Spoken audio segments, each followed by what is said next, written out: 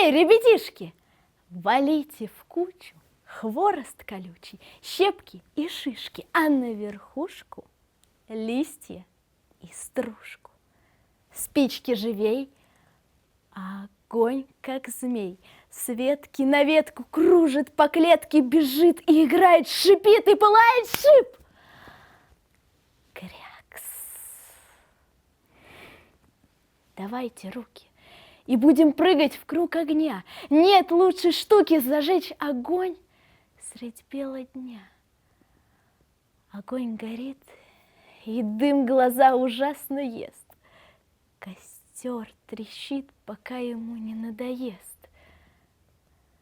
Осторожнее, детвора, дальше, дальше от костра можно загореться. Превосходная игра! Эй, пожарные, пора! Будет вам вертеться.